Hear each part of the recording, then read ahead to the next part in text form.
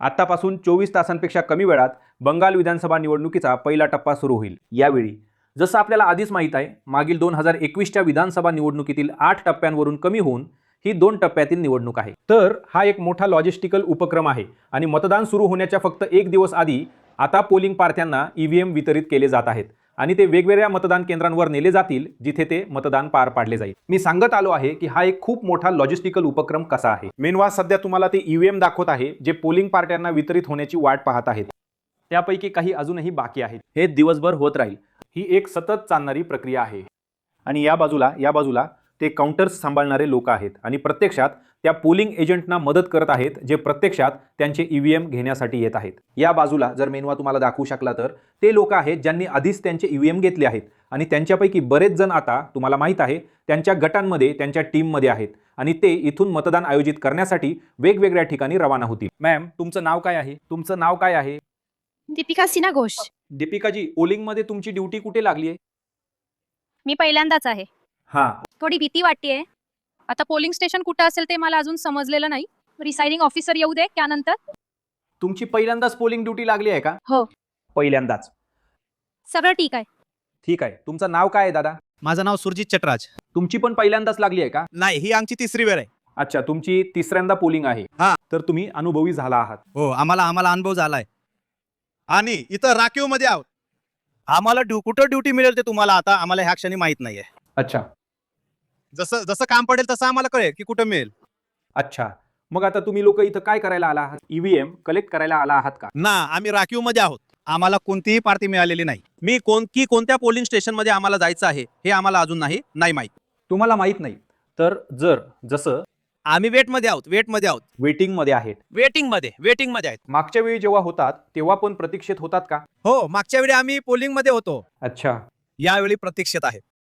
हे दोघेही त्यांच्या बारीची वाट पाहत आहेत। तुम्ही इथे बघू शकता की ह्या लोकांना त्यांचे ईव्हीएम्स आधीच मिळाले आहेत आणि ते आता ह्या सगळ्या मतदार चिठ्ठ्या एकत्र करत आहेत आणि निवडणुका हा एक मोठा लॉजिस्टिकल उपक्रम आहे। हे खूप लॉजिस्टिकल, खूप तीव्र कार्य आहे जे तुमच्या स्क्रीनवरील हे सर्व लोक पार पाडतात। ही एक खूप तांत्रिक गोष्ट आहे आणि जसं तुम्ही बघू शकता पुढचे 24 ते 48 तास हे सर्व लोक अत्यंत व्यस्त असतील। ते असतील आघाडीवर असलेले तेच लोक आहेत जे ही निवडणूक प्रत्यक्षात मुक्त आणि निष्पक्षपणे पार पाडण्यासाठी जबाबदार आहेत। या संपूर्ण निवडणुकीचा एक पैलू अर्थातच सुरक्षा आहे आणि यावेळी या संपूर्ण निवडणुकीत केंद्रीय सुरक्षा दलांची खूप मोठी संख्या आहे। तो एक पैलू आहे। दुसरा पैलू आहे मतदान केंद्रांवर असलेले हे लोक जे ते म्हणायला गेलं तर निवडणूक सांभाळण्यासाठी जबाबदार आहेत आणि म्हणूनच हे सर्व लोक इथे आहेत, त्यांच्या याद्या वगैरे जुळवत आहेत आणि तुम्ही त्या सर्वांना वेगवेगळ्या गटांमध्ये पाहू शकता।